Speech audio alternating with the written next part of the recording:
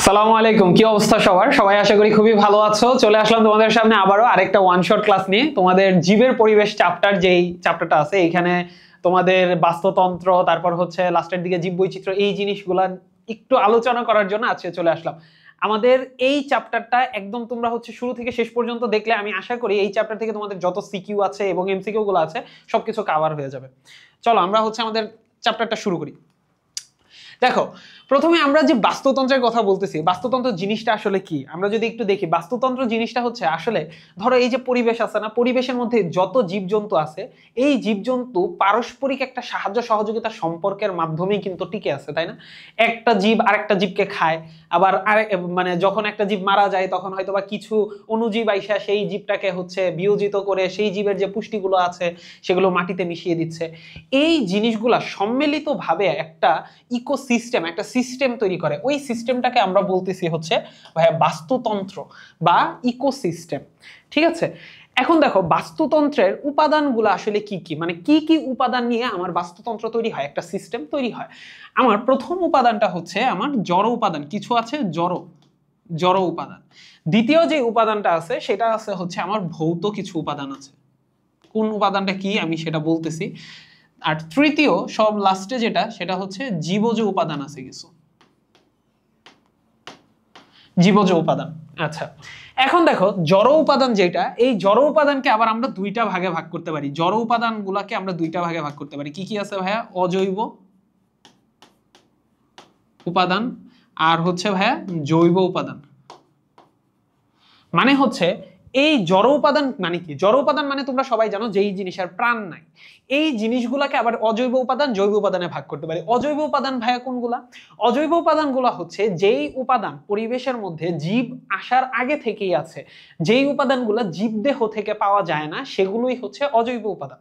তাহলে অজৈব উপাদানগুলো কি কি আছে? বিভিন্ন ধরনের খনিজ পদার্থ, ধরো তোমার আছে সোডিয়াম, পটাশিয়াম, ক্যালসিয়াম, তারপর হচ্ছে তোমার কি বললে আরো কিছু, যেমন তোমার ম্যাগনেসিয়াম, এই জিনিসগুলা, তারপর ধরো পানি, এই জিনিসগুলা হচ্ছে তোমার অজৈব উপাদানের মধ্যে পড়বে। আর জৈব উপাদান মানে কি ভাইয়া? জৈব উপাদান হচ্ছে জীব দেহ থেকে, ধরো এই যে আমি একটা প্রাণী বাইচা আছি, সেই প্রাণীটা আমি যদি এখন মারা যায়, আমার দেহের মধ্যে প্রচুর পুষ্টি পদার্থ আছে, এই পুষ্টি পদার্থগুলো মাটিতে মিশে যাবে। তারপর ধরো কোনো একটা উদ্ভিদ মারা গেছে, সেই উদ্ভিদ দেহে যে পুষ্টি পদার্থগুলো আছে সেগুলো মাটিতে মিশে যাবে, উদ্ভিদ দেহটা মাটিতে মিশে যাবে। এইভাবে জীব দেহ থেকে উপাদানগুলা পরিবেশের সাথে পরিবেশে চলে আসার যেই প্রক্রিয়াটা, সেগুলোই হচ্ছে মেইনলি জৈব উপাদান। যেই উপাদানগুলো পাওয়া যাচ্ছে জীবদেহ থেকে সেগুলোই হচ্ছে জৈব উপাদান। এখন জীবদেহ থেকে যেই উপাদানগুলো মাটিতে মিশে যাচ্ছে সেটাকে আমরা কিন্তু আরেকটা নামে ডাকি, সেটা হচ্ছে হিউমাস। হিউমাস মাটিতে একটা জীব যখন মিশে যায় তখন মূলত তৈরি হয় একটা হিউমাস। আর এই যে জৈব উপাদানগুলো আছে না, এই জৈব উপাদানগুলো কিন্তু উদ্ভিদের জন্য খুবই বেশি পুষ্টিকর। সবচেয়ে বেশি উদ্ভিদের জন্য সবচেয়ে বেশি পুষ্টিকর কোনটা ভাইয়া? তাহলে জৈব উপাদান।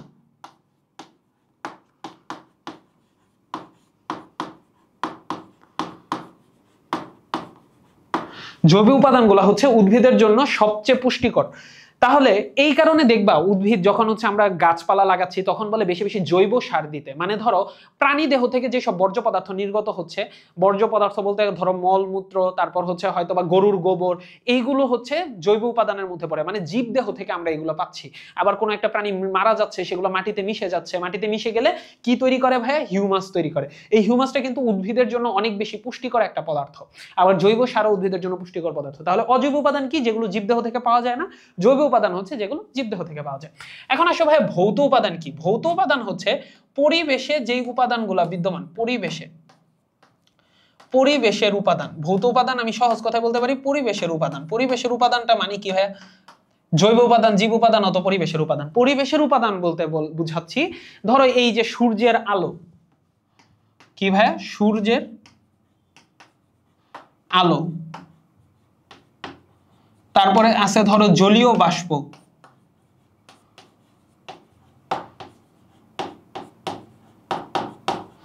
তারপর ধরো তাপমাত্রা।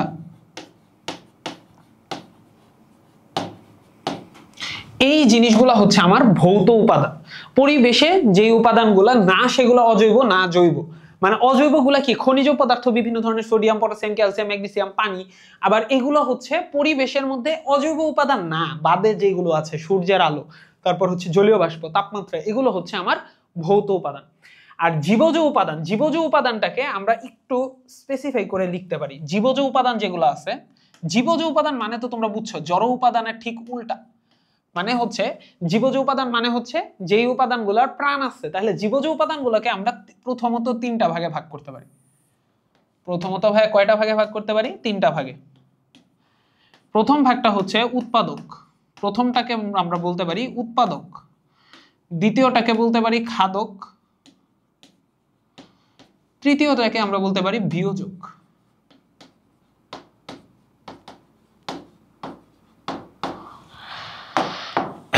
এখন এই যে খাদক আছে, এই খাদককে আমরা চারটা ভাগে ভাগ করতে পারি। তোমাদের বইয়ে চারটা ভাগ, নরমালি তিনটা ভাগেই হয়ে যায়। খাদকগুলো কি? খাদক হচ্ছে প্রথম স্তরের খাদক আছে, দ্বিতীয় স্তরের খাদক আছে, তৃতীয় স্তরের খাদক আছে এবং সর্বোচ্চ স্তরের খাদক।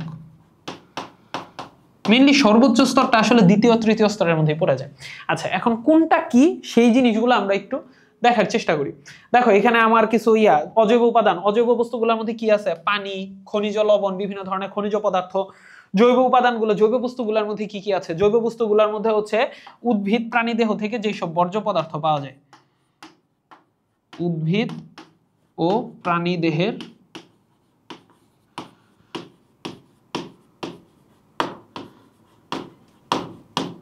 বর্জ্য পদার্থ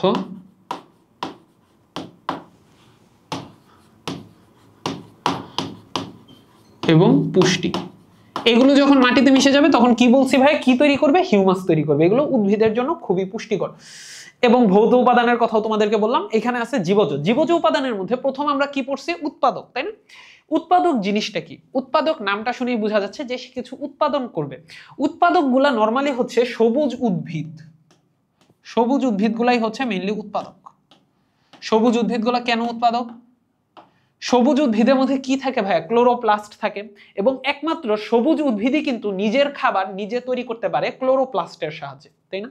কিন্তু কোনো প্রাণী কিন্তু নিজের খাবার নিজে তৈরি করতে পারে না। সবুজ উদ্ভিদ যে নিজের খাবার নিজে তৈরি করতে পারে, এই কারণে সবুজ উদ্ভিদকে বলা হয় স্বভোজী। স্বভোজী, এটার ইংলিশে এটাকে কি বলা হয় ভাইয়া? অটোট্রফ। অটোট্রফ বা স্বভোজী। এই স্বভোজীর কারণ কি? কারণ সবুজ উদ্ভিদের মধ্যে ক্লোরোপ্লাস্ট থাকবে এবং তারা নিজেদের খাবার নিজেরা তৈরি করতে পারে। এবং একমাত্র সবুজ উদ্ভিদই পুরো পৃথিবীতে যত খাদ্য শৃঙ্খল বা যত বাস্তুতন্ত্র আছে, সবুজ উদ্ভিদই এই সবাইকে হচ্ছে খাবার সাপ্লাই করতেছে। সবুজ উদ্ভিদ কোথা থেকে শক্তি পায়? সূর্যের আলো থেকে শক্তিটাকে গ্রহণ করে সূর্যের আলোর সাহায্যে সে হচ্ছে তার ক্লোরোপ্লাস্টের মধ্যে পানি, ক্লোরোফিল এগুলো একসাথে মিলে শর্করা জাতীয় খাবার তৈরি করে। এবং সমস্ত বাস্তুতন্ত্রের সকল প্রাণী তার উপর খাদ্যের জন্য মেইনলি নির্ভরশীল। এরপরে আছে খাদক। খাদকের মধ্যে কি কি আছে ভাই? প্রথম শ্রেণীর খাদক। প্রথম শ্রেণীর খাদক কারা? প্রথম শ্রেণীর খাদক হচ্ছে যারা উৎপাদককে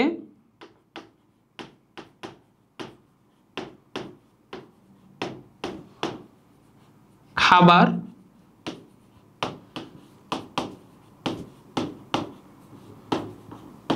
হিসেবে গ্রহণ,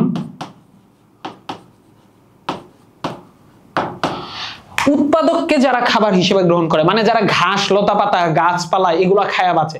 মানে মেইন কথা হচ্ছে প্রথম শ্রেণীর খাদককে আমরা তৃণভোজী প্রাণীও বলি। তৃণভোজী প্রাণীও বলি। তাহলে প্রথম শ্রেণীর খাদকের উদাহরণ কি? তোমরা বুঝতেই পারতেছো, ঘাস ফড়িং ঘাস খায়। তারপর হচ্ছে মুরগি, মুরগি কি? ওই দানা দানা খাবারগুলো, দানাদার খাবার গুলো। ছাগল, গরু, হরিণ, এরা সবাই হচ্ছে তৃণলতা বা হচ্ছে তৃণভোজী প্রাণী। এরা হচ্ছে ঘাস, লতা পাতা এগুলা খেয়ে তারা বেঁচে থাকে। এরপরে আছে দ্বিতীয় শ্রেণীর খাদক। দ্বিতীয় শ্রেণীর খাদক কারা ভাই? দ্বিতীয় শ্রেণীর খাদক হচ্ছে যারা প্রথম শ্রেণীর খাদককে খেয়ে বাঁচা থাকে। যারা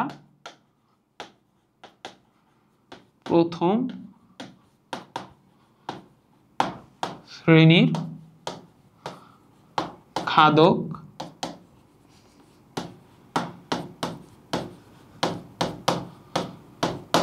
খেয়ে বেঁচে থাকে। প্রথম শ্রেণীর খাদককে খেয়ে বেঁচে থাকতেছে, মানে কাদেরকে খাইতেছে ভাইয়া?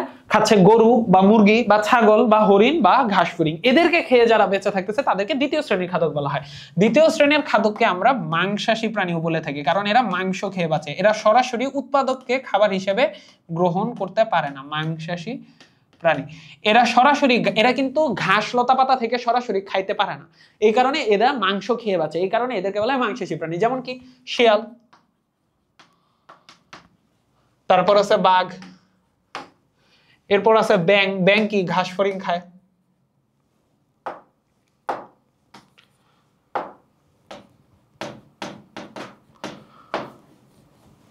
ঠিক আছে, এরা হচ্ছে মাংসাশী প্রাণী। তৃতীয় স্তরের খাদক। তৃতীয় শ্রেণীর খাদক কি? তৃতীয় শ্রেণীর খাদক হচ্ছে যারা দ্বিতীয় স্তরের খাদককে খেয়ে বেঁচে থাকে।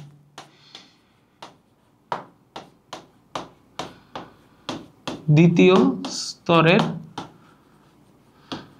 খাদক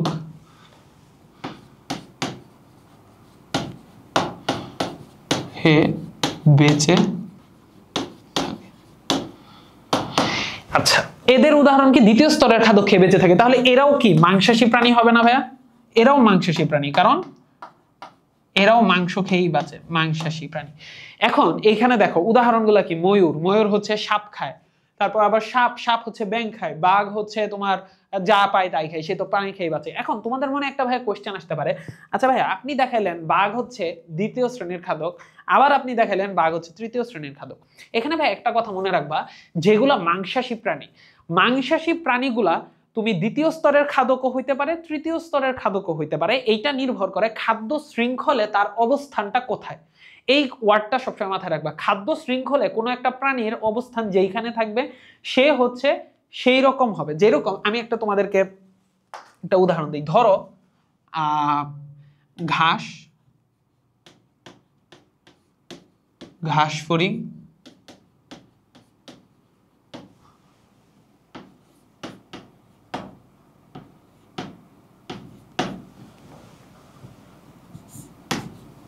ঘাস ফড়িং, তারপর ধরো ব্যাঙ। এইটা ধরো একটা খাদ্য শৃঙ্খল, মানে পুষ্টির প্রবাহ এইভাবে হচ্ছে, ঘাস খায় ঘাস ফড়িং, ঘাস ফড়িংকে খায় ব্যাঙ। এইখানে ব্যাঙকে তুমি কি বলবা? দ্বিতীয় স্তরের খাদক বলবা না তৃতীয় স্তরের খাদক বলবা? অবশ্যই ব্যাঙকে তোমার দ্বিতীয় স্তরের খাদক বলতে হবে। দ্বিতীয় স্তরের খাদক কেন? কারণ ব্যাঙ হচ্ছে ঘাস ফড়িংকে খাইতেছে, তাই না? ব্যাঙ হচ্ছে ঘাস ফড়িংকে খাচ্ছে, তাহলে ব্যাঙ হচ্ছে মাংসাশী প্রাণী হয়ে গেল। আবার তুমি ধরো আরেকটা উদাহরণ দেই, ধরো ব্যাঙ,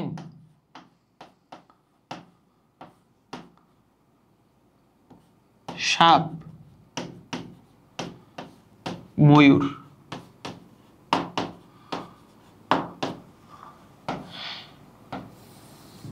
ধরো এইটা একটা খাদ্য শৃঙ্খল, এটা হচ্ছে তোমার মেইনলি অসম্পূর্ণ খাদ্য শৃঙ্খল, কারণ এখানে উৎপাদক করি নাই। এইখানে দেখো আমি ব্যাঙ, এই ব্যাঙ থেকেই আসছে আর কি। দেখো ঘাস, ঘাস ফড়িংকে খায় ঘাস, ব্যাঙকে খায় ঘাস ফড়িং, ব্যাঙ খায় ঘাস ফড়িং, আবার ব্যাঙকে খাইতেছে সাপ। তাহলে সাপ কোন স্তরের খাদকের মধ্যে পড়তেছে ভাইয়া? সাপ কিন্তু এখানে তৃতীয় স্তরের খাদকে পড়তেছে, তাই না? তৃতীয় স্তরের খাদকে পড়তেছে, তৃতীয় স্তর। আর ব্যাঙ কি ছিল? ব্যাঙ হচ্ছে দ্বিতীয় স্তর। আর এইখানে দেখো ময়ূর, ময়ূর আমরা কি দেখছি? ময়ূর দেখো, আমরা ময়ূরকে তৃতীয় স্তরের খাদকে কিন্তু ফালাইছিলাম, কিন্তু এইখানে ময়ূর কি তৃতীয় স্তরের খাদক হইতে পারবে? কারণ দেখো ময়ূর হচ্ছে সাপকে খাইতেছে, সাপ এখানে কি তৃতীয় স্তরের খাদক।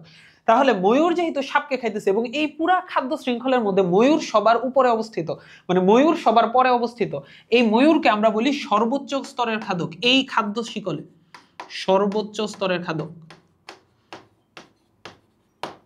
সর্বোচ্চ স্তরের খাদক, সে হচ্ছে সর্বোচ্চ স্তরের খাদক, মানে সে হচ্ছে সাপকে খাইতেছে, তৃতীয় স্তরের খাদককে খেয়ে ফেলতেছে। আবার ময়ূর যদি ব্যাঙকেও খায়, ময়ূর কিন্তু ব্যাঙকেও খাইতে পারে, তাহলে ময়ূর যদি ব্যাঙকে খায় তাহলে দ্বিতীয় স্তরের খাদককেও সে খাইতেছে। তখন আবার ব্যাঙ, ধরো আমি এখানে দিলাম ব্যাঙ, ব্যাঙ থেকে ময়ূর,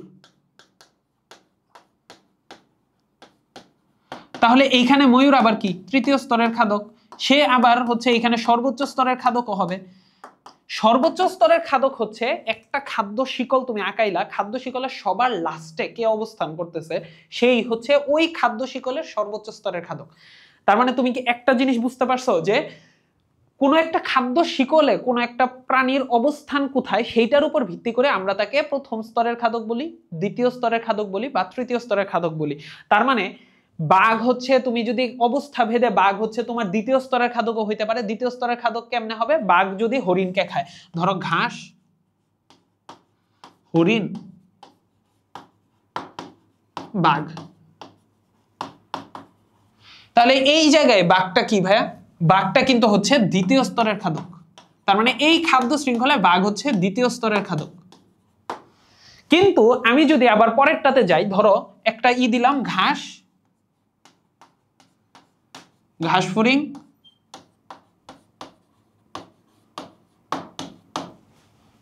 ব্যাং, আর তারপর ধরলাম বাঘ। আচ্ছা বাঘ তো সবই খায়, ধরলাম বাঘ। ধরো এইটা একটা খাদ্য শিকল, ঠিক আছে? এখন এই খাদ্য শিকলের মধ্যে তোমার কি হইতেছে দেখো তো, এই খাদ্য শিকলে বাঘ কি করতেছে? বাঘ কোন স্তরের খাদক বলবা? বাঘ হচ্ছে তৃতীয় স্তরের খাদক। তার মানে কোনো একটা প্রাণী সে কোন স্তরের খাদক হবে সেইটা নির্ভর করবে সে আসলে খাদ্য শিকলের কোথায় অবস্থান করতেছে, কোন স্তরে সে অবস্থান করতেছে। এই খাদ্য শিকলে বাঘ যেমন তৃতীয় স্তরের প্রাণী, আবার ধরো এই খাদ্য শিকলে বাঘ কি দ্বিতীয় স্তরের প্রাণী। তার মানে খাদ্য শিকলের উপর নির্ভর করে কোনো একটা মাংসাশী প্রাণী দ্বিতীয় স্তরেরও হইতে পারে, তৃতীয় স্তরেরও হইতে পারে।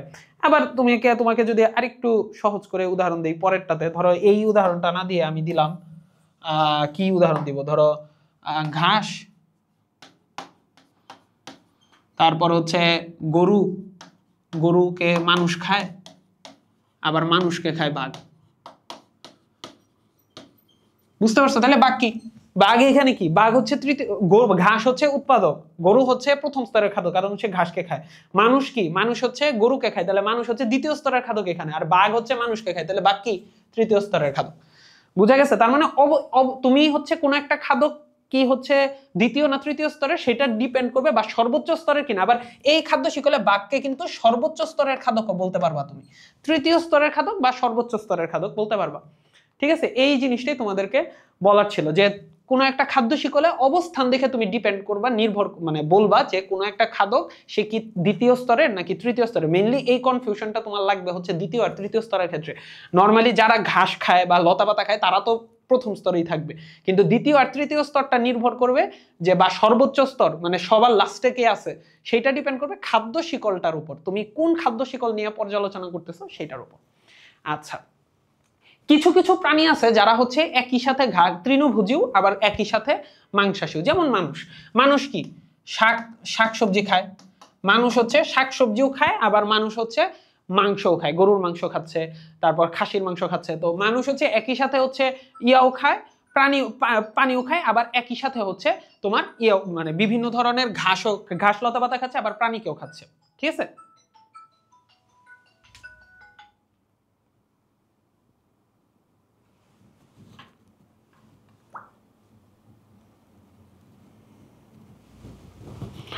আচ্ছা, তাহলে প্রাণীর সাথে কিন্তু আমরা যেটা করতেছি যে প্রাণীতে আমার কিন্তু কিছু আছে হচ্ছে মাংস খাচ্ছে, আর কিছু কিন্তু খাবে ঘাসলতা পাতাও। তাহলে তাদেরকে আমরা বলতেছি অমনিভোরাস বা উভভোজী প্রাণী। ঠিক আছে? মানে হচ্ছে তারা দুই ধরনের খাবারই কিন্তু খেতে পারবে। ঠিক আছে? তারপরে আসো জীবজ উপাদানের পরে বিয়োজক। আমার জীবজ উপাদান গেল, এরপরে সবার লাস্টে কি আছে ভাই? জীবজ উপাদানের মধ্যে মানে উৎপাদক, খাদক এবং বিয়োজক। বিয়োজক জিনিসটা কি ভাই? বিয়োজক ওয়ার্ড শুনেই তোমরা বুঝতেছো, বিয়োজক ওয়ার্ড শুনে কিন্তু তোমরা কি বুঝতেছো ভাই? বিয়োজক মানে হচ্ছে বিভিন্ন ধরনের মানে তারা হচ্ছে বিয়োগ করবে, মানে ভাঙবে।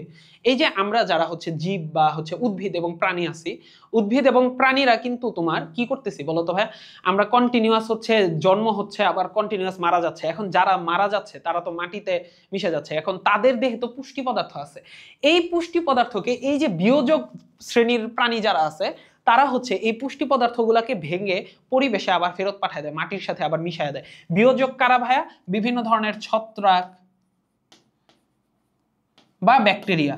ছত্রাক, ব্যাকটেরিয়া এরা হচ্ছে তোমার বিয়োজক পদার্থ, মানে এরা মৃত জীবদেহ যেগুলো আছে তাদের মধ্যে যত ধরনের মানে পুষ্টি পদার্থ আছে সেগুলোকে তারা নিজেরাও গ্রহণ করে এবং আবার পরিবেশে মাটির সাথে তারা মিশায় দেয় বা বায়ুতে পাঠায় দেয়।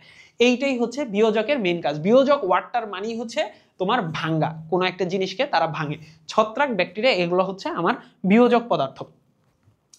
এরপরে আসো পুকুরের একটা বাস্তুতন্ত্র। এটা তোমাদের হচ্ছে সিকিউতে আসতে পারে, অনেক সময় আসে যে একটা পুকুরের বাস্তুতন্ত্রের মধ্যে কি কি থাকে এবং পুকুরের বাস্তুতন্ত্রের উপাদানগুলো নিয়ে তুমি হচ্ছে একটু আলোচনা করো।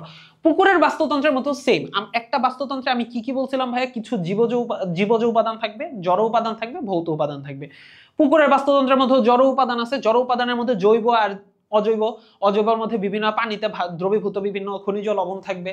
আর জৈব উপাদানের মধ্যে হচ্ছে এই যে আমার মাছ বা অন্যান্য যারা পুকুরে পানিতে যারা থাকে, যেসব প্রাণী, ধরো হাঁস, এদের যে মলমূত্র বা বর্জ্য এইগুলো থাকবে। আবার ভৌত পরিবেশের মধ্যে হচ্ছে পানির মধ্যে তাপমাত্রা, চাপ, তারপর হচ্ছে সূর্যের আলো কতটুকু আসছে, এগুলো থাকবে। আর জীবজ উপাদানের মধ্যে কি কি থাকবে, আমরা মেইনলি জীবজ উপাদান নিয়ে আলোচনা করব। জীবজ উপাদানগুলোর মধ্যে আছে উৎপাদক, খাদক এবং বিয়োজক। সেম সেম জিনিস, জীবজ উপাদানের মধ্যে এই তিনটা জিনিস থাকবে, উৎপাদক থাকবে, খাদক থাকবে এবং বিয়োজক থাকবে। ঠিক আছে, এইখানে একটা চিত্র, এই চিত্রটা থেকে আমরা হচ্ছে একটু ইয়াগুলা জানার চেষ্টা করব যে উৎপাদক, খাদক, বিয়োজকগুলা কি কি থাকে। পুকুরের বাস্তুতন্ত্রের ক্ষেত্রে উৎপাদক বলতে উৎপাদক থাকবে কি ভাই, তোমরা পানিতে বিভিন্ন শ্যাওলা দেখো না, শ্যাওলাগুলা দেখো না পানিতে ভাসমান থাকে, এগুলো আসলে কি, সবুজ যে শ্যাওলা, এগুলা হচ্ছে ভাইয়া ফাইটোপ্লাঙ্কটন। পুকুরের পানিতে যে শ্যাওলাগুলা দেখতে পারো না, এগুলা হচ্ছে ফাইটোপ্লাঙ্কটন।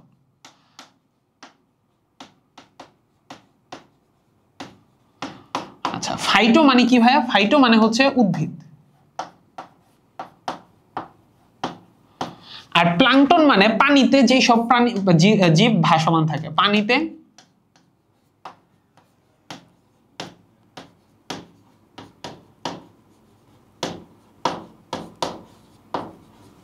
যেসব জীব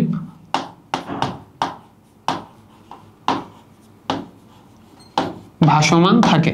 তার মানে ফাইটোপ্লাঙ্কটনটা পানিতে ভাসমান থাকে। এই ফাইটোপ্লাঙ্কটনটা সবুজ, শ্যাওলা কি রঙের হয়, সবুজ রঙের, তাই না?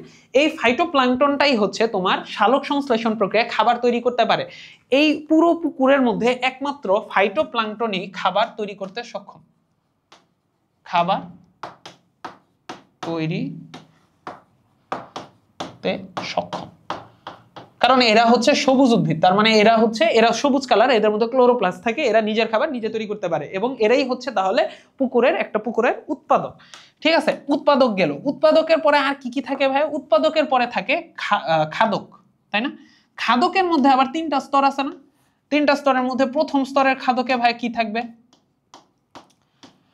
প্রথম স্তরের খাদকের মধ্যে থাকবে যারা হচ্ছে উৎপাদককে খাবার হিসেবে গ্রহণ করতেছে, যারা সরাসরি ফাইটোপ্লাঙ্কটনকে খাবার হিসেবে গ্রহণ করতেছে। তাহলে প্রথম স্তরের খাদকের কয়েকটা উদাহরণ তোমাদের বইয়ে দেওয়া আছে, মশার শুককীট, মানে মশার ছোট ছোট প্রাণী যেগুলা তোমার মানে কোনো মাছ বড়, মানে যারা মাংসাশী না, ধরো মশার শুককীট, ছোট ছোট ছোট ছোট ভাসমান যেগুলা প্রাণী থাকে, মশার শুককীট থাকতে পারে। অথবা হচ্ছে জু প্লাঙ্কটনের নাম তোমাদের বইয়ে আছে, জু প্লাঙ্কটন। এই জু প্লাঙ্কটনটা কি, জু প্লাঙ্কটনটা হচ্ছে, প্লাঙ্কটন মানে আমি কি বলছিলাম ভাইয়া, প্লাঙ্কটন মানে হচ্ছে পানিতে ভাসমান কিছু একটা, আর জু মানে হচ্ছে প্রাণী। তার মানে জু প্লাঙ্কটন ওয়ার্ডটার মানে হচ্ছে পানিতে ভাসমান ছোট ছোট প্রাণী, পানিতে ভাসমান ক্ষুদ্র প্রাণী। তার মানে পানিতে যেই প্রাণীগুলা হচ্ছে ভাসমান অবস্থায় থাকে, ক্ষুদ্র ক্ষুদ্র প্রাণীগুলা, সেগুলোকে আমরা বলতেছি জুপ্লাঙ্কটন। আর পানিতে যেই সব ছোট ছোট উদ্ভিদগুলা ভাসমান থাকে তাদেরকে বলি ফাইটোপ্লাঙ্কটন। জুপ্লাঙ্কটন হচ্ছে ফাইটোপ্লাঙ্কটনকে খাবার হিসেবে গ্রহণ করতে পারে। মশার শুককীট, আবার ছোট ছোট ছোট ছোট যে মানে মাছগুলো আছে তারাও কিন্তু হচ্ছে উৎপাদককে খাবার হিসেবে গ্রহণ করতে পারে। এরপরে কি আছে ভাই, দ্বিতীয় স্তরের খাদক।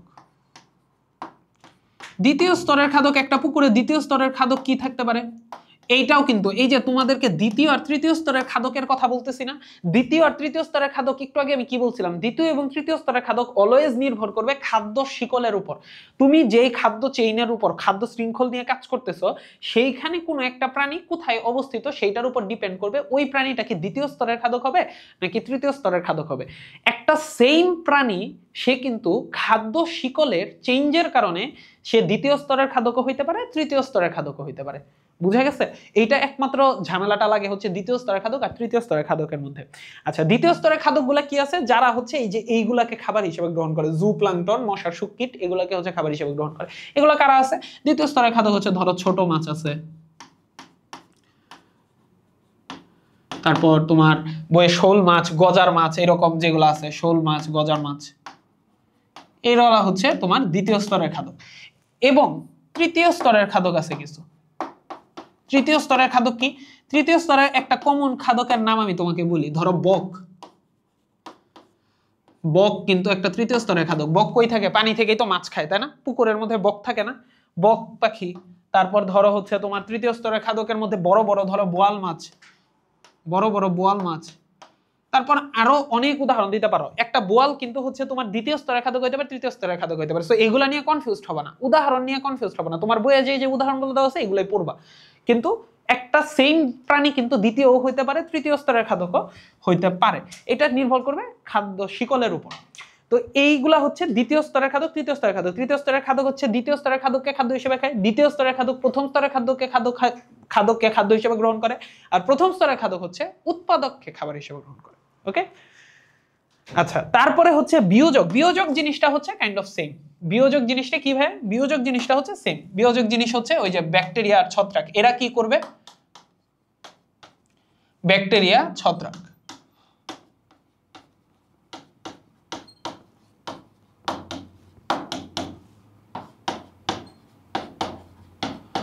বিয়োজক জিনিসগুলা কি করবে ভাইয়া? বিয়োজকগুলা হচ্ছে এই যে খাদকগুলা, যতগুলা খাদক প্রাণীর কথা এখানে লিখলাম, এই প্রাণীগুলো তো একসময় মারা যাবে, তাই না?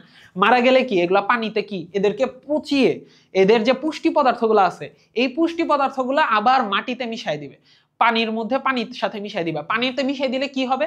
এই যে উৎপাদক আছে না, এই উৎপাদকের তো পুষ্টি দরকার। উৎপাদক কই থেকে পুষ্টি পাবে?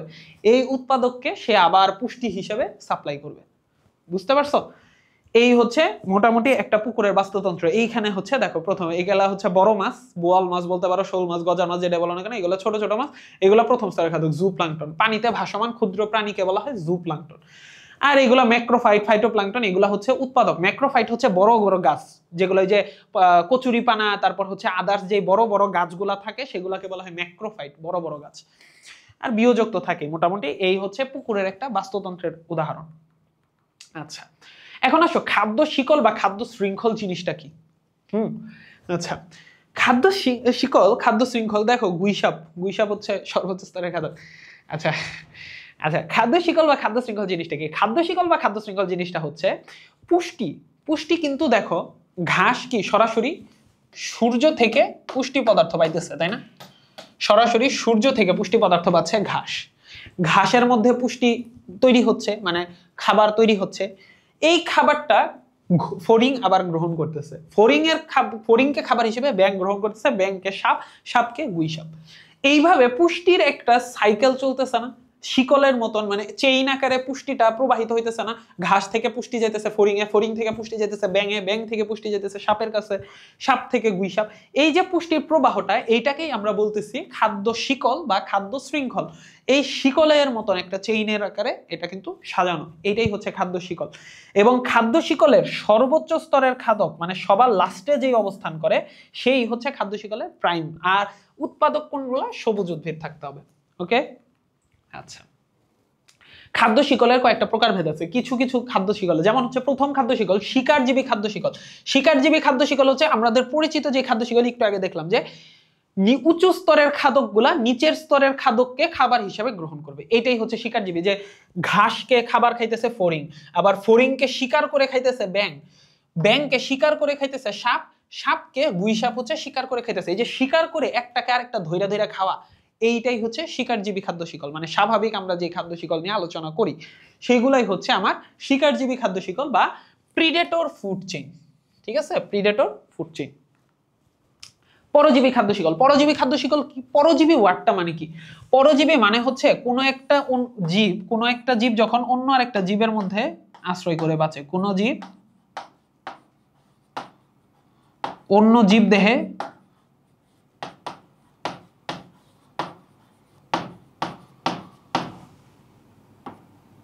যখন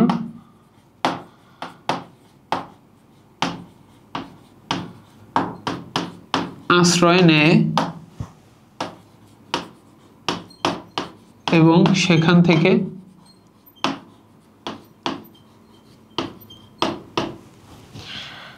পুষ্টি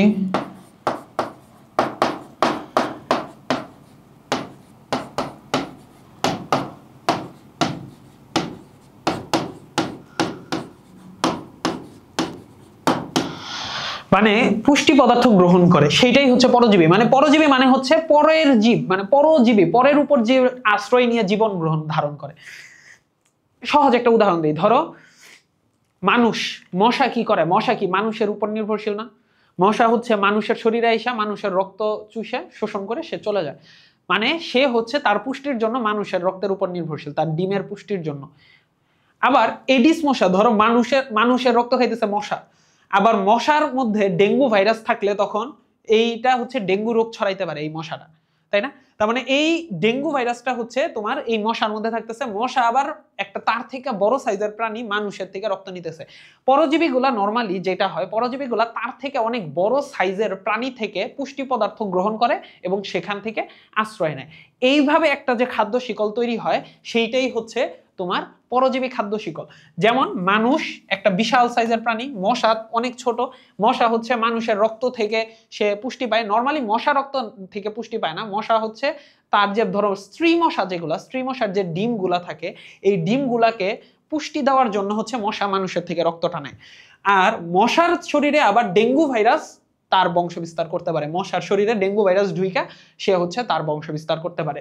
এইভাবে দেখো প্রতিটা যে ডেঙ্গু ভাইরাসের থেকে মশা সাইজে অনেক বড়, আবার মশার থেকে মানুষ সাইজে অনেক বড়, তার মানে পরজীবীগুলা তার থেকে বড় সাইজের প্রাণীতে থেকে সেখান থেকে খাদ্য গ্রহণ করে এবং আশ্রয় নেয়। এইভাবে যে খাদ্য শিকলটা তৈরি হচ্ছে সেটাই হচ্ছে কি? পরজীবী খাদ্য শিকল, অন্য জীব দেহে। আচ্ছা, তারপরে আসো মৃতজীবী খাদ্য শিকল কি? মৃতজীবী খাদ্য শিকল বুঝাই যাচ্ছে যেই খাদ্য শিকলের প্রাণীগুলা মৃত জীবদেহের উপর নির্ভরশীল তার পুষ্টির জন্য, ঠিক আছে? যেই খাদ্য শিকলের প্রাণীগুলা তার পুষ্টির জন্য মৃত জীবদেহের উপর নির্ভরশীল। যেমন ধরো ছত্রাক, ছত্রাক, এই ছত্রাকগুলা কি? এই যে ধরো একটা মৃতদেহ, একটা গরু মারা গেছে, এই গরুর দেহের মধ্যে ছত্রাক জন্মাইতে থাকে। ছত্রাক হচ্ছে এই গরুর মৃতদেহের উপর পুষ্টি পদার্থ টানে, আবার ছত্রাক থেকে কেঁচো হচ্ছে পুষ্টি পদার্থ নেয়। এইভাবে মৃত জীবদেহ থেকে পুষ্টি পদার্থ নিয়ে যেই খাদ্য শিকলটা তৈরি হয় সেইটাকে বলা হয় মৃতজীবী খাদ্য শিকল। এখন এইখানে ভাইয়া একটা কথা তোমাদেরকে বলে রাখি, সেইটা হচ্ছে এই যে আমরা পরজীবী খাদ্য শিকল পড়লাম, পরজীবী এবং মৃতজীবী, এই দুইটা খাদ্য শিকল কিন্তু অসম্পূর্ণ খাদ্য শিকল। এই দুইটা খাদ্য শিকলকে আমরা কি বলি? অসম্পূর্ণ খাদ্য শিকল। অসম্পূর্ণ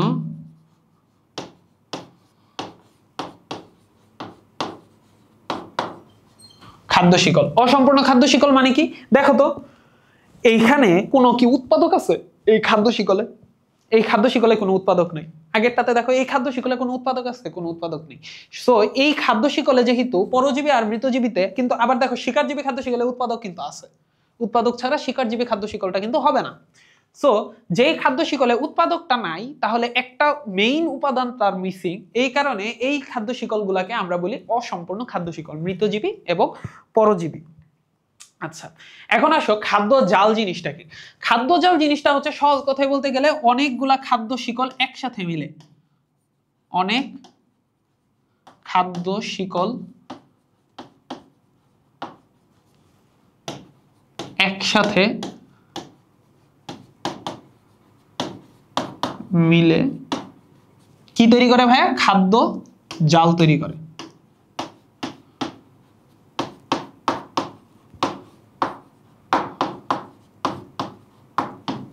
তার মানে কি হচ্ছে ভাইয়া? অনেকগুলা খাদ্য শিকল, এই যে ধরো এইখানে একটা খাদ্য শিকল, এইখানে একটা খাদ্য শিকল, এইখানে একটা খাদ্য শিকল, এরকম অনেকগুলা খাদ্য শিকল একসাথে মিলবে, একসাথে মিলিত হয়ে অনেকগুলা খাদ্য শিকল একসাথে মিলিত হয়ে কিন্তু তোমার এই খাদ্য জালটা তৈরি হবে। ঠিক আছে? আচ্ছা, এখন দেখো এইখানে আমি খাদ্য জাল নিয়ে আসছি, দেখো এখানে অনেকগুলা খাদ্য শিকল কিন্তু একসাথে আছে। কয়টা খাদ্য শিকল আছে দেখো তো, গুনি আমরা। শৈবাল থেকে জুপ্লাঙ্কটন, শৈবালকে জুপ্লাঙ্কটন খাবার হিসেবে গ্রহণ করতেছে, জুপ্লাঙ্কটনকে আবার বড় মাছ খাবার হিসেবে গ্রহণ করতেছে, বড় মাছকে আবার বাজ পাখি খাবার হিসেবে গ্রহণ করতেছে। এইটা একটা গেল। তারপর আবার ধরো শৈবালকে ছোট মাছ খাবার হিসেবে গ্রহণ করতেছে, ছোট মাছকে আবার বড় মাছ খাবার হিসেবে গ্রহণ করতেছে, বড় মাছকে বাজ পাখি খাবার হিসেবে গ্রহণ করতেছে। এইটা আরেকটা গেল। আবার জুপ্লাঙ্কটনকে ছোট মাছ খাবার হিসেবে গ্রহণ করতেছে, জুপ্লাঙ্কটন ছোট মাছকে আবার বড় মাছ খাইয়া খাবার হিসেবে গ্রহণ করতেছে। এইটা হলো ধরো 3 নাম্বার একটা খাদ্য শিকল, তুমি চিন্তা করতে পারো। আবার ধরো জুপ্লাঙ্কটনকে ছোট মাছ খাইতেছে, ছোট মাছকে বড় মাছ খাইতেছে, বড় মাছকে হচ্ছে বাজ পাখি খাইতেছে, এটাকে তুমি 4 নাম্বার চিন্তা করতে পারো। আবার ধরো হচ্ছে শৈবালকে তোমার কি বলে এটাকে, শৈবাল থেকে ছোট মাছ খাইতেছে, ছোট মাছ থেকে বড় মাছ খাইতেছে, তাহলে এইটা তুমি 5 নাম্বার চিন্তা করতে পারো। এইভাবে এখানে 5টা খাদ্য শিকল, 5টা খাদ্য শিকল মিলে কিন্তু হচ্ছে এখানে একটা টোটাল খাদ্য জাল, একটা জালের মতন তৈরি হয়েছে, তাই না? অনেকগুলা খাদ্য শিকল মিলে কি একটা জালের মতন স্ট্রাকচার, এইটাই হচ্ছে খাদ্য জাল। ঠিক আছে? তোমার জন্য এটা বাড়ির কাজ। বাড়ির কাজটা কি, যে এইখানে কতগুলা খাদ্য শিকল আছে এটা তোমরা খুঁজে খুঁজে বের করবা। ঠিক আছে? এখানে তোমরা দেখবা না, তোমাদের বইয়ে এটার আনসার মনে হয় দেওয়া আছে, এই স্লাইডেও দেওয়া আছে, আমি এটা দেখাচ্ছি না। জাস্ট হচ্ছে তোমরা এটার আনসারটা নিজেরা বের করবা, ভিডিও না দেখে বা স্লাইড না দেখে তোমরা নিজেরা বের করবা। ঠিক আছে? আচ্ছা, এখন আসো বাস্তুতন্ত্রে পুষ্টির প্রবাহ আর শক্তি প্রবাহ। আচ্ছা, আমরা আগে পুষ্টির প্রবাহ নিয়ে আলোচনা করি। পুষ্টির প্রবাহটা কেমনে আসে দেখো, পৃথিবীর সমস্ত শক্তি কই থেকে আসতেছে? সূর্য থেকে, তাই না? এই সূর্য থেকে আলোক শক্তি, তাপ শক্তি, এগুলো হচ্ছে উৎপাদকের কাছে। উৎপাদক কি করতেছে? এই সূর্যের আলো ইউজ করে সে খাবার তৈরি করতেছে, শর্করা জাতীয় খাবার তৈরি করতেছে। এই উৎপাদককে খাবার হিসেবে কে গ্রহণ করতেছে ভাই? উৎপাদককে কিন্তু খাবার হিসেবে গ্রহণ করতেছে আমার এই তৃণভোজী প্রাণী, তাই না? উৎপাদককে তৃণভোজী প্রাণী হচ্ছে খাবার হিসেবে গ্রহণ করতেছে। আবার এই তৃণভোজী প্রাণী তাহলে পুষ্টি পেতেছে উৎপাদক থেকে। আবার তৃণভোজী প্রাণী থেকে পুষ্টি পদার্থ কে গ্রহণ করতেছে? মাংসাশী প্রাণী, তাই না? মাংসাশী প্রাণী হচ্ছে পুষ্টি পদার্থ গ্রহণ করতেছে। আবার মাংসাশী প্রাণী যখন মারা যাইতেছে, মাংসাশী প্রাণী মারা যাচ্ছে, বা তৃণভোজী প্রাণীগুলা যখন মারা যাচ্ছে, বা উৎপাদক নিজেও যখন মারা যাচ্ছে, এই সবগুলা জীব যখন একসাথে মারা যাবে, সেই মারা যাওয়ার পরে তাদের সবার দেহে তো পুষ্টি ছিল না। এই পুষ্টিগুলা মারা যাওয়ার পরে বিয়োজক সেই পুষ্টিগুলা বের করে সে নিজেও গ্রহণ করবে এবং মাটির সাথে সে মিশাইয়া দিবে, মাটিতে পরিবেশে সে পৌঁছায় দিবে, পরিবেশের একটা পুষ্টি ভান্ডার তৈরি হবে। এই পুষ্টি ভান্ডার থেকে উৎপাদক আবার সে তার পুষ্টি পদার্থ নিতে পারবে। গাছের মধ্যে জন্য কি মাটিতে পুষ্টি সার দেওয়া লাগে না বিভিন্ন, ওই সারগুলাই হচ্ছে সেই পুষ্টি ভান্ডার, চিন্তা করতে পারো। তো এই পুষ্টি ভান্ডার উৎপাদক আবার গ্রহণ করতে পারে। এইভাবে হচ্ছে সাইকেলের মতন একটা পুষ্টি প্রবাহটা একটা চক্রাকারে চলতে থাকে। এই কারণে পুষ্টি প্রবাহটা এক উভমুখী চক্রে চলতে থাকে। পুষ্টি প্রবাহটা উভমুখী হয়। পুষ্টি প্রবাহ উভমুখী, উভমুখী না সরি, এটা হচ্ছে পুষ্টি প্রবাহটা চক্রাকারে চলে, চক্রাকারে পরিবাহিত হয়। পুষ্টি প্রবাহ চক্রাকারে পরিবাহিত হয়। আমরা শক্তির প্রবাহে আসতেছি, আগে পুষ্টির প্রবাহটা দেখো। পুষ্টির প্রবাহটা আশা করি বুঝতে পারছো, আর বাকি কিছু দেখো না, আমি যতটুকু বুঝাইছি ততটুকু বুঝলি আপাতত হবে। এখন দেখো শক্তির প্রবাহটা কেমনে হয়। শক্তির প্রবাহটাতে আসো, শক্তির প্রবাহটা অলওয়েজ মনে রাখবা, পুষ্টির প্রবাহ হচ্ছে উভমুখী। উভমুখী মানে কি? উভমুখী মানে হচ্ছে এই দিক থেকে পুষ্টিটা যাবে, পুষ্টিটা যায় বিয়োজকের মাধ্যমে, পুষ্টি আবার উৎপাদকের কাছে ব্যাক আসবে। উৎপাদক থেকে পুষ্টি পদার্থ পুরো ফুড চেইনের মধ্যে দিয়ে যাবে, বিয়োজক এই সবগুলো যখন মারা যাবে, বিয়োজক হচ্ছে এই পুষ্টি পদার্থগুলো আবার মাটিতে মিশাই দিবে, মাটি থেকে বা পরিবেশে মিশাই দিবে, তখন পরিবেশ থেকে উৎপাদক কি করবে। তার মানে পুষ্টির প্রবাহটা অলওয়েজ উভমুখী। পুষ্টির প্রবাহ অলওয়েজ কি? উভমুখী।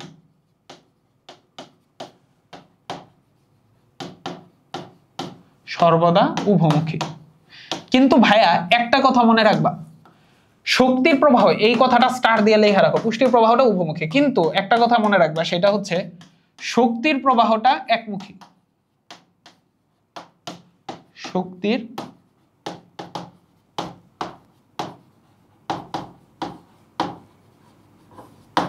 শক্তির প্রবাহটা কি ভাইয়া? শক্তির প্রবাহটা হচ্ছে একমুখী।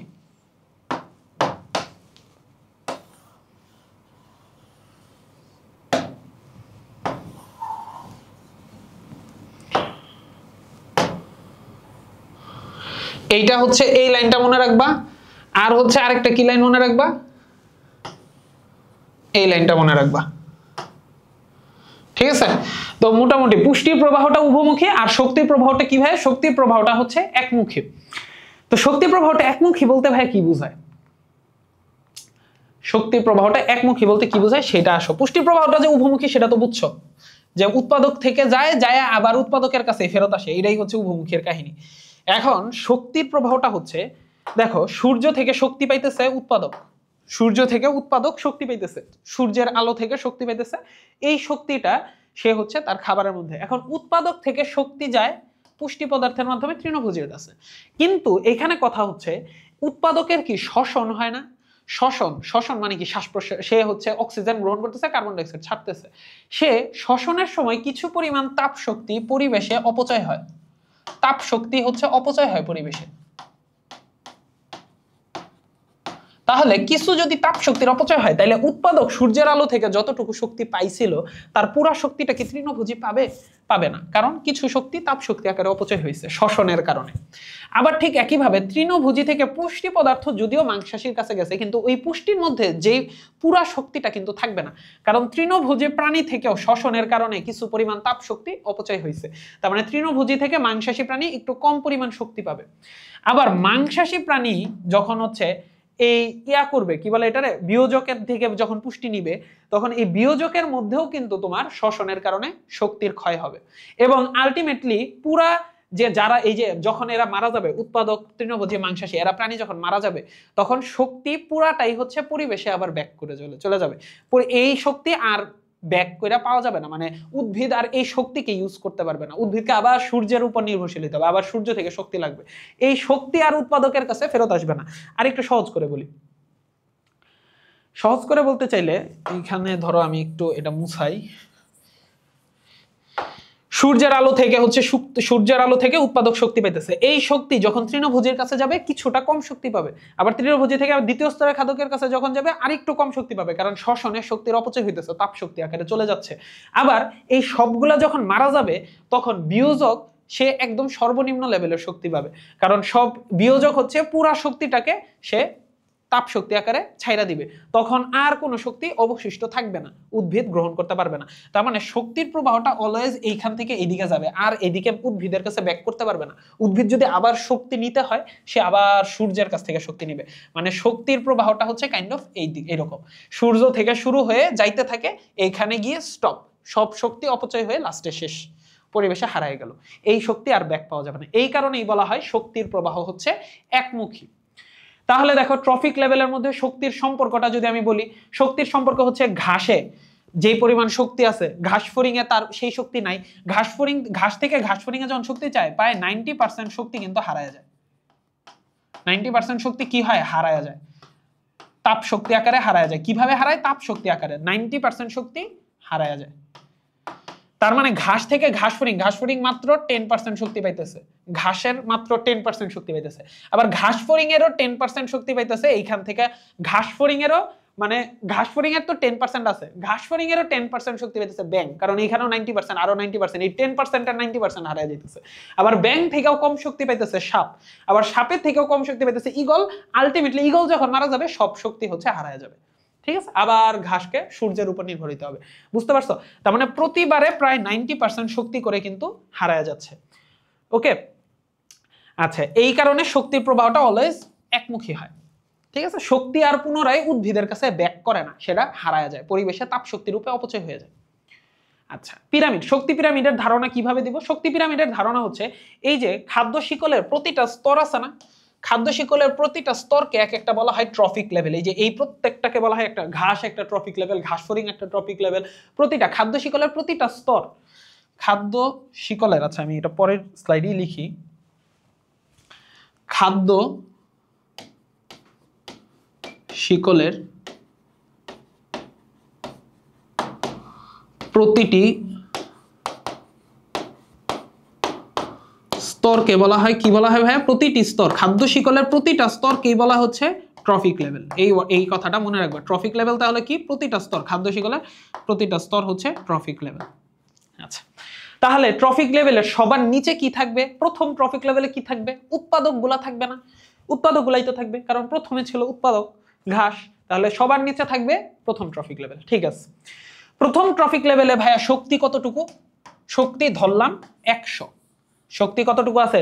সবার সবচেয়ে বেশি শক্তি আছে প্রথম ট্রফিক লেভেলে, কারণ সে সরাসরি সূর্য থেকে শক্তি পাইছে।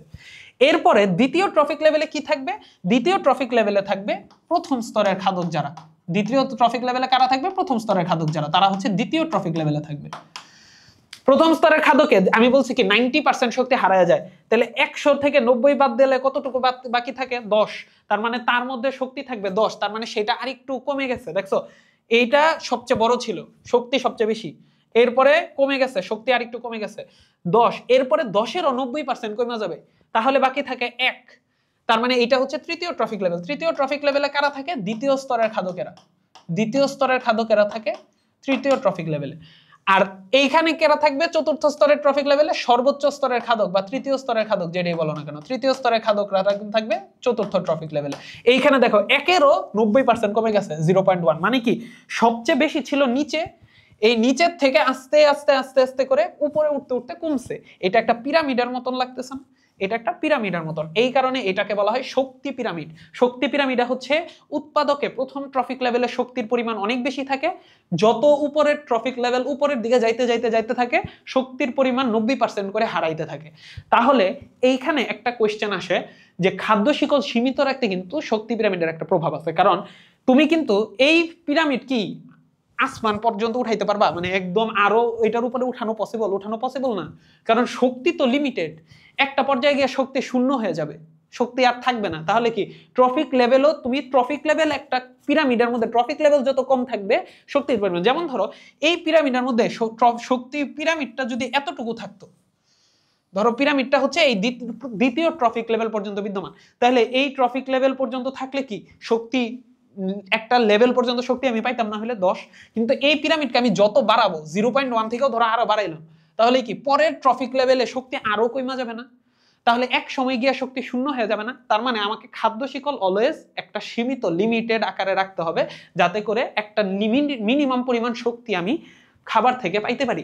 এই কারণে খাদ্য শিকলটা কিন্তু আনলিমিটেড ভাবে তুমি ইচ্ছা মতো চাইলেই বড় করতে পারবে না, কারণ খাদ্য শিকলের প্রতিটা স্তরে শক্তি তো কমতেছে। শক্তি কমতে কমতে কমতে কমতে খাদ্য শিকলের সর্বোচ্চ স্তরে গিয়ে সর্বনিম্ন পরিমাণ শক্তি পাওয়া যায়। ঠিক আছে, বুঝতে পারছো? এই জিনিসটা একটু তোমার মাথায় রাখতে হবে যে খাদ্য পিরামিডটা অলওয়েজ খাদ্য শিকলকে, শক্তি পিরামিডটা অলওয়েজ খাদ্য শিকলকে একটা লিমিটেড পর্যায়ে রাখে, কারণ শক্তিটা প্রতি স্তরে স্তরে আস্তে আস্তে কমতে থাকে, এবং কমতে কমতে যাতে একদম কমে না যায় সেটার জন্যই এই কাজ। আচ্ছা, এখন আসো জীববৈচিত্র্য। জীববৈচিত্র্যের মধ্যে জীববৈচিত্র্য মানে কি ভাই? জীববৈচিত্র্যের মানে হচ্ছে, জীববৈচিত্র্য সহজ কথা হচ্ছে যে জীবের মধ্যে যে বৈচিত্র্যগুলো আমরা দেখি, বিভিন্ন ধরনের জীব প্রাণী এগুলা যে আমরা দেখি, এই জিনিসটাকে আমরা বলি জীববৈচিত্র্য। জীববৈচিত্র্যকে আমরা তিনটা ভাগে ভাগ করতে পারি। একটা হচ্ছে প্রজাতিগত বৈচিত্র্য বলতে পারি, বংশগতীয় বৈচিত্র্য বলতে পারি, বাস্তুতান্ত্রিক বৈচিত্র্য বলতে পারি। এগুলো আমি এখান থেকে বলে দিই। প্রজাতিগত বৈচিত্র্য মানে হচ্ছে দুইটা ভিন্ন ভিন্ন প্রজাতির মধ্যে যে বৈচিত্র্য দেখা যায়। ধরো গরু একটা প্রজাতি আর বাঘ একটা প্রজাতি। গরু আর বাঘ কি এক জিনিস ভাই? না, এক জিনিস না। দুইটার মধ্যে সম্পূর্ণ বৈচিত্র্য আছে না? একটা হচ্ছে তৃণভোজী প্রাণী আর একটা হচ্ছে মাংসাশী প্রাণী। বাঘ গরুকে খাইতে পারে, গরু কি বাঘকে খাইতে পারে? পারে না।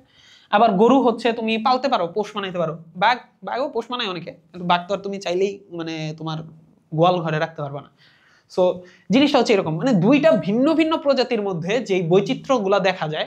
আবার ধরো মানুষ আর গরু, মানুষের ব্রেইন হচ্ছে অনেক ডেভেলপ, গরুর ব্রেইন তো গরুই, যে আমরা গরু বললে অনেক গালি দিই, তো গরু বইলা গালি দেওয়ার মানে হচ্ছে গরু তো গরুই, আর মানুষ হচ্ছে মানুষ। তো এগুলো হচ্ছে প্রজাতিগত বৈচিত্র্য। আর বংশগতীয় বৈচিত্র্য মানে কি? বংশগতীয় বৈচিত্র্য মানে হচ্ছে একই প্রজাতির দুইটা ভিন্ন ভিন্ন প্রাণী, একই প্রজাতির দুইটা ভিন্ন ভিন্ন প্রাণী, এই ওয়ার্ডটা মাথায় রাখবা যে একই প্রজাতির দুইটা প্রাণী,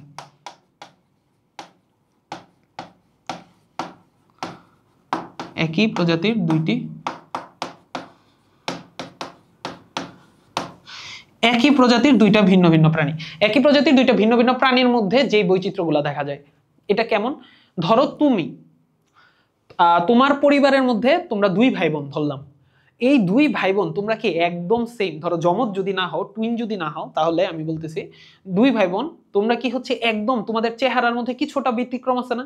আবার তোমার ধরো ধরো তোমার এলাকায় একজন একটা ছেলে আছে আর তোমার সমবয়সী একটা ছেলে আছে, দুইটা ছেলে, তোমরা এই দুইটা ছেলে চেহারা, চালচলন, হাব ভাব, তারপর কথাবার্তা, তারপর উচ্চতা, চোখের রং, চুলের রং, গায়ের রং, এগুলো একটু ভিন্ন না? এই যে একই প্রজাতির মধ্যে তোমরা দুইজনই কিন্তু মানুষ, কিন্তু তাও তোমাদের মধ্যে একটা বৈচিত্র্য আছে। তার মানে হচ্ছে একই প্রজাতির প্রাণীর মধ্যে যে বৈচিত্র্যগুলো দেখা যায়, দুইটা হরিণ, দুইটা বাঘ, তাদের মধ্যেও কিন্তু বৈচিত্র্য দেখা যায়। তো এইরকম একই প্রজাতির মধ্যে যে বৈচিত্র্য দেখা যায় সেটাকে আমরা বলি বংশগতীয় বৈচিত্র্য। এগুলো কেন হয়? জিনগত বৈচিত্র্যের কারণে। আর বাস্তুতান্ত্রিক বৈচিত্র্য মানে হচ্ছে পরিবেশের ভিন্নতার কারণে প্রাণীদেহের মধ্যে কিছু চেঞ্জ আসে। যেমন ধরো আমাদের ইয়াতে সুন্দরবনে ধরো মরু অঞ্চলের ভাল্লুক আর মেরু অঞ্চলের ভাল্লুক দুইটা কিন্তু ভিন্ন ভিন্ন টাইপের, দুইটাই ভাল্লুক। কিন্তু মেরু অঞ্চলে যারা, মেরু অঞ্চল যেটা, মেরু অঞ্চলে কি হয়, মেরু অঞ্চলে হচ্ছে ঠান্ডা, অনেক বেশি ঠান্ডা থাকে। ওই জায়গায় যে ভাল্লুকগুলা থাকে, ওই ভাল্লুকগুলা কি মোটা লোম থাকবে, কারণ তারা হচ্ছে শীতের থেকে যাতে বাঁচতে পারে। আবার মেরু অঞ্চলে ভাল্লুকগুলা দেখবে সাদা কালারের হয়, ঠিক আছে? কিন্তু মরু অঞ্চলের ভাল্লুকগুলা কিন্তু কালো কালারের হয়, তাদের লোমগুলা পাতলা থাকে যাতে করে বাতাস সহজে তাদের মধ্যে করতে পারে। এইগুলা হচ্ছে বাস্তুতান্ত্রিক বৈচিত্র্য, মানে পরিবেশের ভিন্নতার কারণে এক এক জায়গায় এক এক প্রাণীগুলাকে যে দেখা যায়। যেমন ধরো ক্যাঙ্গারু, ক্যাঙ্গারু কি তুমি বাংলাদেশে পাইবা? বাংলাদেশে পাবা না, বাংলাদেশের পরিবেশে ক্যাঙ্গারু পাওয়া যাবে না, কিন্তু অস্ট্রেলিয়াতে গেলে তুমি ক্যাঙ্গারু পাবা। এই যে পরিবেশের ভিন্নতার কারণে প্রাণী চেঞ্জ, ভিন্ন ভিন্ন ভিন্ন প্রাণী আমরা পাইতেছি, আর ভিন্ন ভিন্ন খাদ্য শিকল আমরা পাচ্ছি, এইটাকেই আমরা বলি বাস্তুতান্ত্রিক বৈচিত্র্য। ওকে, প্রজাতিগত বৈচিত্র্য, দুইটা ভিন্ন ভিন্ন প্রজাতি। বংশগতীয় বৈচিত্র্য, একই ধরো দুইজন বোন, তাদের দেখো চোখের রং আলাদা, চুলের রং আলাদা, এগুলা হচ্ছে বংশগতীয় বৈচিত্র্য। আর বাস্তুতান্ত্রিক বৈচিত্র্য হচ্ছে বিশ্বের বিভিন্ন জায়গায় জায়গায়, আমাজনের বনাঞ্চলে একরকম, অস্ট্রেলিয়াতে একরকম, পানিতে একরকম, তারপর ধরো হচ্ছে অ্যান্টার্কটিকা মহাদেশে একরকম, সাইবেরিয়াতে একরকম, ভিন্ন ভিন্ন জায়গায় ভিন্ন ভিন্ন প্রাণীর বসবাস, ভিন্ন ভিন্ন বাস্তুতন্ত্রের প্রাণীর বসবাস।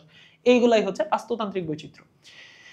এখন বাস্তুতন্ত্রের স্থিতিশীলতা রক্ষায় জীববৈচিত্র্যের প্রভাবটা কি? দেখো, বাস্তুতন্ত্রের স্থিতিশীলতা রক্ষায় ধরো যদি বাস্তুতন্ত্র, তোমার ধরো কোনো একটা প্রাণীর সংখ্যা অনেক বেশি বাইরে যায় বা কোনো একটা প্রাণীর সংখ্যা যদি অনেক বেশি কমে যায়, এটা দুইটাই কিন্তু পরিবেশের জন্য খারাপ। ধরো হরিণের সংখ্যা যদি বনে অনেক বেশি কমে যায় আর বাঘের সংখ্যা যদি অনেক বেশি বাইরে যায়, তখন কি হবে? বাঘ কি খাওয়ার জন্য হরিণ পাবে? হরিণ পাবে না। তাহলে কি হবে আলটিমেটলি? মানে বাঘগুলা মরতে থাকবে। সো বাস্তুতন্ত্রে অলওয়েজ একটা ব্যালেন্স হয়, তুমি বাঘ হরিণের সংখ্যার মধ্যে একটা ব্যালেন্স হয়। এই ব্যালেন্সটার জন্য জীববৈচিত্র্যটা খুবই গুরুত্বপূর্ণ, ঠিক আছে? জীববৈচিত্র্য যদি থাকে তাহলে একটা জীব আরেকটা জীবের সাথে হচ্ছে তোমার একটা ইন্টারাকশন তৈরি হয়। ইন্টারাকশনের কারণে যতগুলা হচ্ছে ধরো জীব থাকে সেই অনুযায়ী আরেকটা জীব থাকে, মানে জীবের জীবের মধ্যে একটা ব্যালেন্স তৈরি করার জন্য কিন্তু জীববৈচিত্র্যটা খুবই গুরুত্বপূর্ণ, ঠিক আছে? এটা নিয়ে আমি খুব বেশি বাস্তুতন্ত্রের স্থিতিশীলতা লেখায়। ধরো ব্যাঙের পরিমাণ যদি অনেক বেশি বেড়ে যায় তাহলে তো আলটিমেটলি কাজের কাজ কিছু হবে না। তারপর ধরো এইগুলা হচ্ছে কি বলে এটারে, পাখি হচ্ছে বিভিন্ন পোকামাকড় খাইতেছে, মানে প্রত্যেকটা হচ্ছে একটা নির্দিষ্ট অ্যামাউন্টে থাকতে হবে, এটাই হচ্ছে আসল কথা, বুঝছো? এই ঠিকভাবে ধরো পেঁচা, পেঁচা হচ্ছে কিন্তু কি ইঁদুর খায়, ঠিক আছে? সো পেঁচা যেহেতু ইঁদুর খায়, এখন পেঁচার সংখ্যা ধরো অনেক বাইরে গেছে, ইঁদুরের সংখ্যা কমে গেছে, তাহলে পেঁচা খাওয়ার জন্য ইঁদুর কই পাবে? তখন পেঁচা তো মারা যাবে। সো অলওয়েজ ইঁদুরের সংখ্যা যেমন থাকবে পেঁচার সংখ্যা তেমন থাকবে, এইটা হচ্ছে জীববৈচিত্র্য হইলেই একমাত্র পসিবল, একটা ভারসাম্য মেইনটেইন হইতে হবে।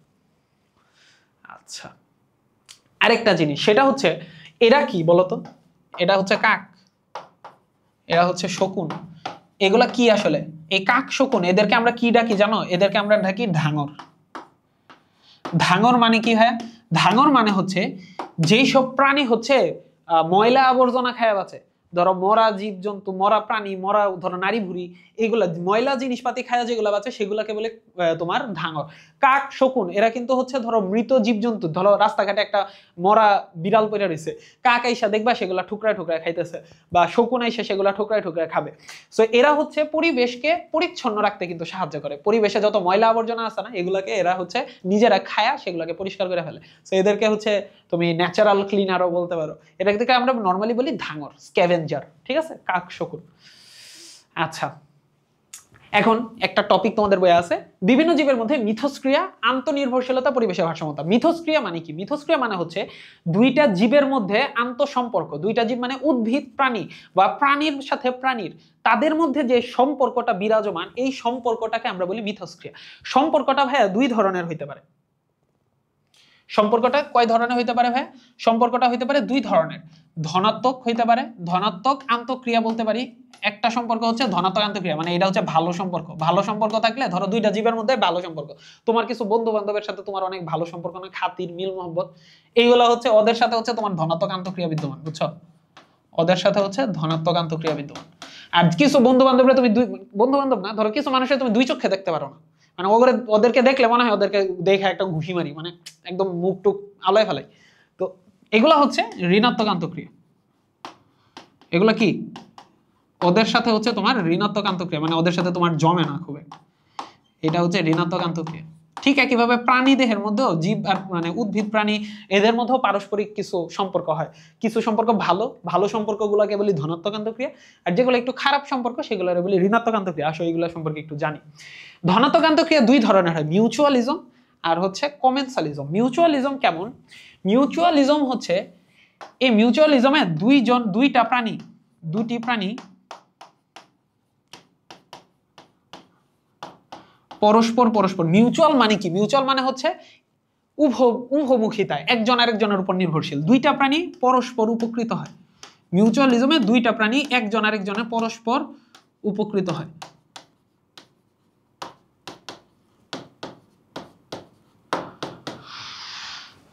এখানে দুইটা প্রাণী একটা আরেকটার ক্লোজ সাথে থাকে, একদম পাশাপাশি থাকে, এবং এই দুইটা প্রাণী একজন আরেকজনকে উপকার করে। কেউ কারোর তো ক্ষতি দূরের কথা, বরং একজন আরেকজন দ্বারা উপকৃত হয়। এখানে কয়েকটা উদাহরণ দেওয়া আছে, যেমন ধরো পাখি, বাদুর। পাখি বাদুর গুলা কি করে? ফল খায় না, গাছের ফল ঠুকরায় ঠুকরায় খায়। তো পাখি বাদুর ফল খাওয়ার মাধ্যমে উদ্ভিদ থেকে উপকৃত হচ্ছে, তাই না? কিন্তু ফল যখন খাচ্ছে সে তো ফলের বীজগুলাও খাইতেছে, তাই না? এই পাখি উড়ে উড়ে উড়ে উড়ে গিয়ে সে যখন কোনো একটা জায়গায় মল ত্যাগ করবে, বাদুরগুলা উড়ে গিয়ে যখন হচ্ছে মল ত্যাগ করবে, তার মলের সাথে কিন্তু ওই যে সে ফলটা খাইছিল ফলের বীজগুলা কিন্তু পড়বে। তাহলে যেই জায়গায় ফলের বীজগুলা পড়বে ওই জায়গায় কিন্তু ওই যে যেই গাছ থেকে খাইছিল ওই গাছের গাছটা জন্মাবে। তো এই কাজটা কি করে? এই কাজটা পরাগায়নে সাহায্য করে বা উদ্ভিদের বংশ বিস্তারের ক্ষেত্রে সাহায্য করতেছে। এইভাবে পাখি এবং উদ্ভিদ একটা আরেকটাকে সাহায্য সহযোগিতা করতেছে। আবার ধরো কিছু গাছ আছে, এই তোমাদের বইয়ে একটা উদাহরণ আছে রাইজোবিয়াম, কিছু শিম জাতীয় গাছ, শিম জাতীয় কিছু গাছ আছে, বুঝছো?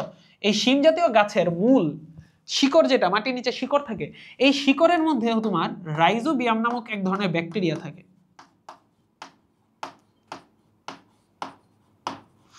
রাইজোবিয়াম নামক এক ধরনের ব্যাকটেরিয়া থাকে। এই রাইজোবিয়াম ব্যাকটেরিয়াটা করে কি?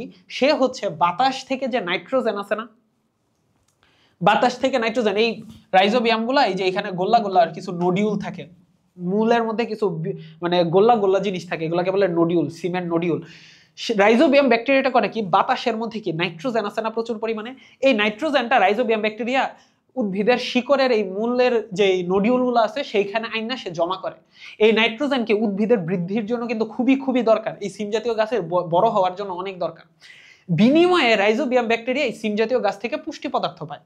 সিম জাতীয় গাছ কি তোমার পুষ্টি পদার্থ তৈরি করতেছে, খাবার তৈরি করতেছে, এই খাবারগুলো হচ্ছে রাইজোবিয়াম বিনিময়ে গ্রহণ করে।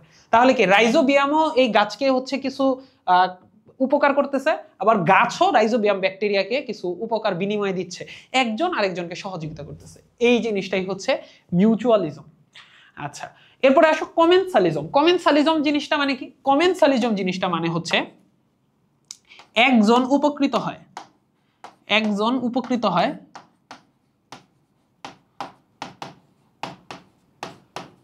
আরেকজন উপকৃত না হলেও ক্ষতিগ্রস্ত হয় না।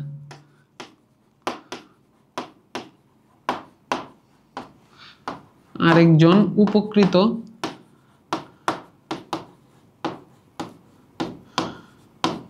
না হলেও কি হয় না? ক্ষতিগ্রস্ত হয় না।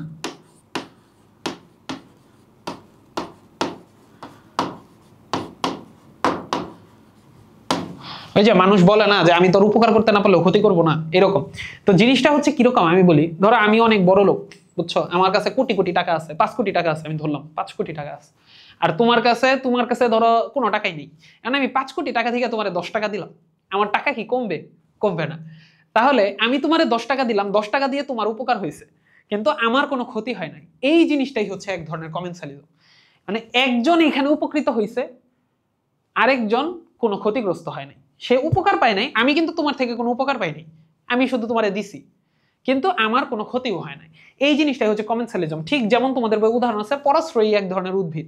এই পরাশ্রয়ী উদ্ভিদগুলা করে কি, বা লতা জাতীয় যে উদ্ভিদগুলো আছে, লতা জাতীয় উদ্ভিদগুলা করে কি, বড় যে গাছগুলো আছে না, বড় গাছগুলাকে, লতা জাতীয় উদ্ভিদ তো সোজা হয়ে দাঁড়াইতে পারে না, সে করে কি, সে হচ্ছে বড় যে উদ্ভিদগুলা বা মোটা সোটা যে উদ্ভিদগুলো আছে সেগুলাকে জড়ায়া ধইরা সেগুলাকে অবলম্বন করে সে উপরে উঠে, যাতে করে উপরে কেন উঠতে হয়, তার কারণ হচ্ছে সূর্যের আলো তো তারে পাইতে হবে। এই সূর্যের আলো পাওয়ার জন্য সে এই বড় গাছকে অবলম্বন করে উপরে উঠে।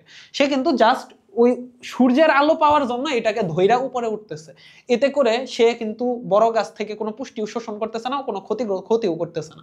ঠিক আছে, এই কারণে এ হচ্ছে এই বড় গাছটার কোনো ক্ষতি না করলেও, মানে উপকার না করলেও কোনো ক্ষতি করে না, বিনিময়ে সে উপকৃত হচ্ছে। এইটাই হচ্ছে তোমার কমেন্সালিজম। ওকে, এরপরে আসো ঋণাত্মক আন্তঃক্রিয়া। ঋণাত্মক আন্তঃক্রিয়া হচ্ছে, ঋণাত্মক আন্তঃক্রিয়া জিনিসটা কি? ঋণাত্মক আন্তঃক্রিয়া হচ্ছে খারাপ সম্পর্ক। সহজ কথায় বলতেছে যে ধরো দুইটা জীবের মধ্যে খারাপ সম্পর্কটাই হচ্ছে ঋণাত্মক আন্তঃক্রিয়া। কেমন? প্রথমে আসো শোষণ। শোষণটা কি? শোষণ হচ্ছে, সহজ বাংলায় তোমরা শোষণ বলতে কি বুঝো? যে একজন আরেকজনকে অত্যাচার করে তার থেকে কিছু নিয়ে যাওয়া, তাই না? ঠিক একইভাবে কিছু আছে, স্বর্ণলতা আছে। স্বর্ণলতা নামক একটা উদ্ভিদ আছে, এটা লতা জাতীয় উদ্ভিদ। এই স্বর্ণলতা করে কি, সে হচ্ছে একটা গাছকে অবলম্বন করে বাইরে বেড়ে উঠে, তো ঠিক আছে, সে করে কি, সে একই সাথে হস্টোরিয়া নামক একটা চোষক অঙ্গ আছে তার। হস্টোরিয়া এটা একটা চোষক অঙ্গ, এটা একটু লতা মানে মূলের মতন একটা চিকনিয়া। এটারে করে কি, সে যেই গাছকে অবলম্বন করে উঠতেছে না, এই গাছের ভেতরে ঢুকায় দেয় এই হস্টোরিয়াটা। এই হস্টোরিয়া দিয়ে পরে সে ওই গাছ থেকে পুষ্টি পদার্থ শোষণ করতে থাকে। হস্টোরিয়া দিয়ে কি করে? পুষ্টি পদার্থ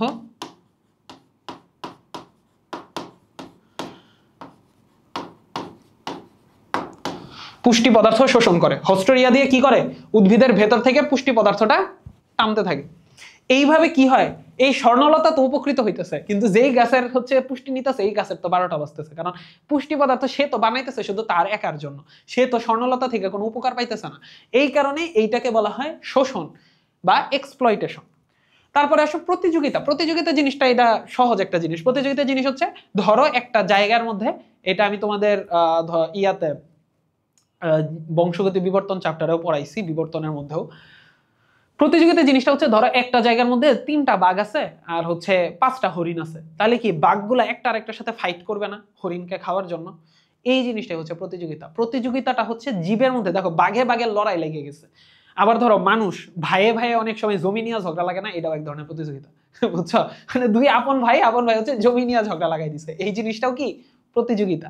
মানে কোন একটা আকাঙ্ক্ষিত বস্তু পাওয়ার জন্য একই প্রজাতির প্রাণীদের মধ্যে বা ভিন্ন ভিন্ন প্রজাতির প্রাণীদের মধ্যে যে লড়াইটা সংঘটিত হয় সেটাই হচ্ছে প্রতিযোগিতা বা কম্পিটিশন। অ্যান্টিবায়োসিস। অ্যান্টিবায়োসিস জিনিসটা মনে করতে পারো তোমরা, অ্যান্টিবায়োটিক ওষুধ খাও না? অ্যান্টিবায়োটিক ওষুধ, অ্যান্টিবায়োটিক ওষুধটা আসলে কি?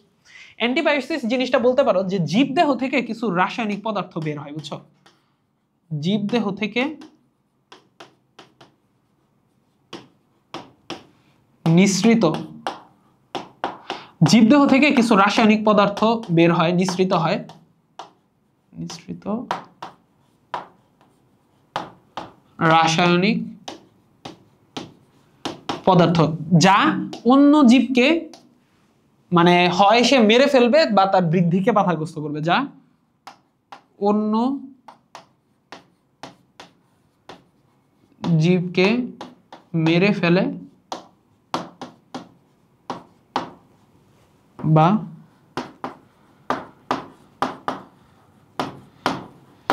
বৃদ্ধিতে